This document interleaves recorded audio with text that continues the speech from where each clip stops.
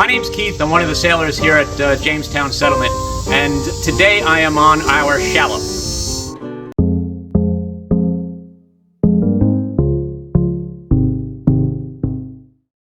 So the Shallop is on loan to us graciously from Plimoth Patuxet Museum because you can, when you come down and visit us, of course, and you've been watching, you know, our largest ship, Susan Constant, she's away for a 2-year restoration. She's about halfway through.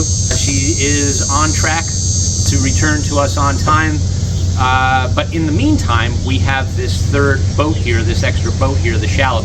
And the Shallop tells a very good story, a very important story about the Virginia Company, about the settlement at Jamestown, what they're doing, what they're looking for. So our Shallop here is the boat that came over with the other 3 ships. So it's neat that if you take a look back at history, of course, 3 ships left Blackwall on their way to the Chesapeake Bay. And when they arrive here in the Chesapeake Bay, 4 boats go up the river. The 4th is going to be the Shallop here. Now the Shallop comes across the Atlantic Ocean on one of, or possibly spread out across the 3 ships. The really cool thing about the Shallop is that it's a kit. So it is put together in England, it is disassembled, put onto a ship or the ships themselves, and then brought across the Atlantic Ocean, transported across the Atlantic Ocean, and then when they arrive here over at Cape Henry, they will put the parts ashore and rebuild it there, and then they use that to explore the James River. They're using this in conjunction with the Discovery. Discovery, of course, is used to discover new areas, and the Shallop is to help with that. The Shallop is also supposed to help with possibly transporting or ferrying men and material from the ships to the site where they're going to land. Now, the really cool thing that they could get around with that, one of the reasons why they chose James Island specifically, is because at the water's edge there were 6 fathoms or 36 feet of water. And in that 36 feet of water, you can actually literally tie up a 200-ton ship to the trees.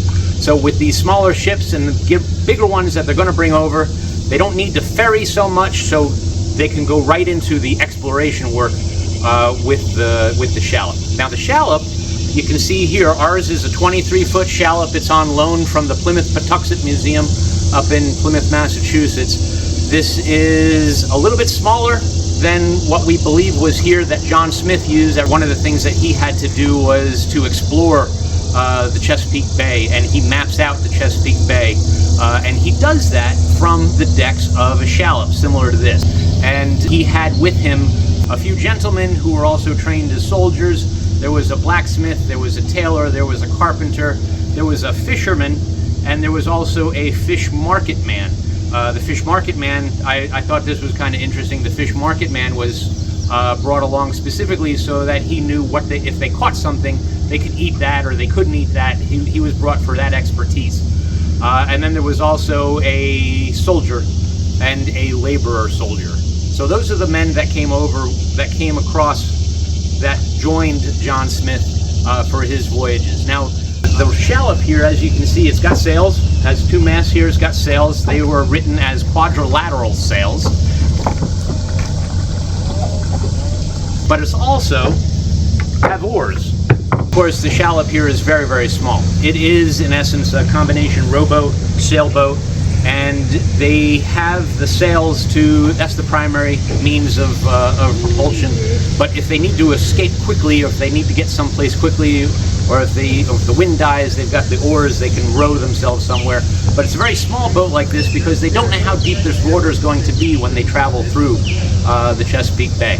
Now, in traveling through the Chesapeake Bay, John Smith and his sailors and soldiers and gentlemen and all that, they travel about 3,000 miles inside the Chesapeake Bay on their journey searching for that Northwest Passage.